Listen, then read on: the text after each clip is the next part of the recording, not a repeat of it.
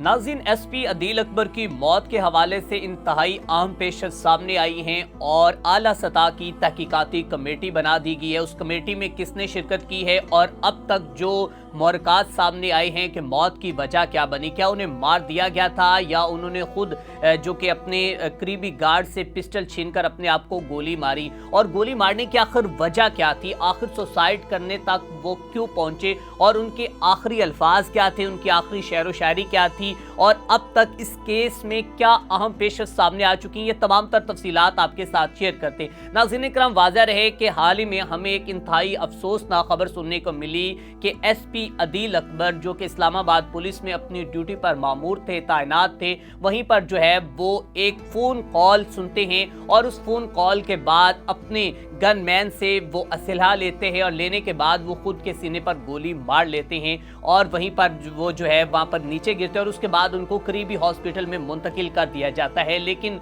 वो बदकिस्मती से जान भर ना हो सके और अपनी ज़िंदगी की बाजी हार गए। उसके बाद आईजी इस्लामाबाद नासिर रिजवी वहाँ पर पहुँचते हैं और पिम्स हॉस्पिटल के डॉक्टर्स के साथ मुशावरत करते हैं, उनसे मिलते हैं और बाकायदा तौर पर जो है उनके नमूने जो हैं वो हासिल कर लिए जाते हैं और उनकी मेडिकल रिपोर्ट्स के मुतालिक जो हैं आईजी नासिर जो हैं वो डॉक्टर्स हजरात से मुशावरत करते हैं। इस हवाले से आपको बताते चले जाएं कि अभी 3 रुकनी कमेटी जो है वो तश्कील दे दी गई है जो कि ये तहकीकात करेगी कि आखिर उनकी मौत की वजह क्या बनी। कुछ हमारे पास तफसीलात आई हैं, वो तफसीलात आपके साथ शेयर करना चाहते हैं कि इस्लामाबाद पुलिस ने एसपी अदील अकबर के ड्राइवर और ऑपरेटर को जो है वो तहवील में ले लिया है। ड्राइवर और ऑपरेटर से पुलिस की जानिब से पूछताछ जारी है और इसके साथ साथ ये भी उनसे पूछा जा रहा है कि आपने पिस्टल क्यों दिया और मुख्तलिफ पहलुओं से तफ्तीश में मसरूफ उनको किया जा रहा है। गोली चलने के हालात की मुकम्मल छानबीन की जा रही है और आईजी ने वाक़े की तहकीकात के लिए 3 रुकनी कमेटी कायम कर रखी है।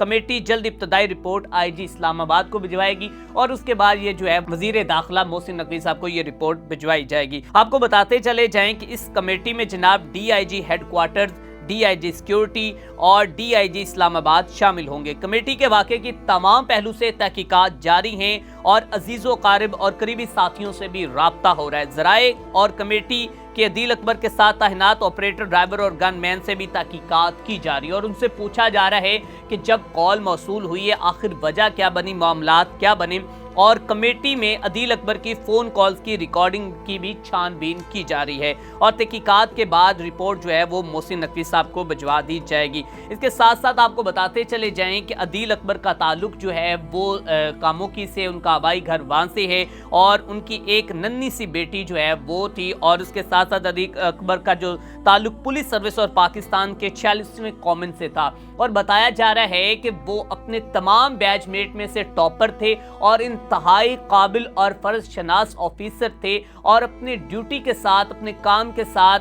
जो कि अपने फ़राइज़ के साथ जो है वो मोहब्बत करने वाले शख्स थे। और ये अभी जो रिपोर्ट सामने आई या अब तक गैर मुसद्दका ज़राए से कुछ हमारे पास इत्तलात मौसूल हुई हैं, वो वजह ये सामने आई है कि एसपी अदील अकबर जो है उनको मेरिट पर नौकरी या उनका ओहदा नहीं मिल रहा था, जबकि उनके बाकी मेरिट के जितने भी दोस्त थे, उनके बैच के जितने भी दोस्त थे वो प्रमोट हो गए थे और उनको प्रमोशन नहीं मिल रही थी। हालिया दिनों में वो डेंगू का भी शिकार रहे और इसके साथ साथ उनकी जो हाल ही में 2023 और 2022 के अंदर पोएट्री है वो इंतहाई दर्दनाक है, जो उन्होंने अपने ट्विटर अकाउंट पर जो शेयर की, लेकिन बहुत बड़ी बड़ी वो बातें करके लोग उनको ना समझ सके। उनका हाल ही में जो ट्वीट जो है वो सोशल मीडिया पर वायरल हो रहा है, वो आखिरी ट्वीट आपके साथ शेयर करना चाहते हैं। एसपी अदील अकबर ने कहा कि कैद करता हूँ हसरतें दिल में, फिर इन्हीं को खुदकुशी सिखाता हूँ। ये जनाब एसपी अदील अकबर ने 28 अप्रैल 2022 को ये अपना ट्वीट किया था और इसके साथ साथ आपको बताते चले जाए कि उनके मजीद जो ट्वीट्स हैं वो भी आपके साथ शेयर कर रहे हैं। 7 जून 2024 को वो लिखते हैं कि हम फकीरों को कभी रास ना आया वरना हमने पाया था मुकद्दर तो सिकंदर जैसा, ये भी उनका एक ट्वीट है। और फिर उन्होंने कहा कि धोखा एक फरेब है, मंजिल का हर हाल सच पूछिए तो सारा सफर वापसी का है। क्या जुनून खैज मुसाफत थी तेरे कूचे की और अब यूं के खामोश गुजर जाएगी। और इसके साथ साथ मतलब कि उनकी जो बातें थी, जो उनकी पोएट्री थी, और सबसे बड़ी बात जो आपको ये बताते चले जाएं कि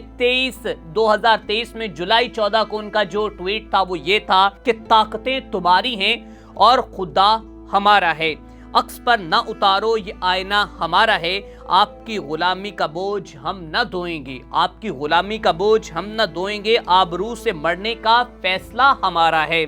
और उम्र भर भी तो कोई भी जंग लड़ नहीं सकता।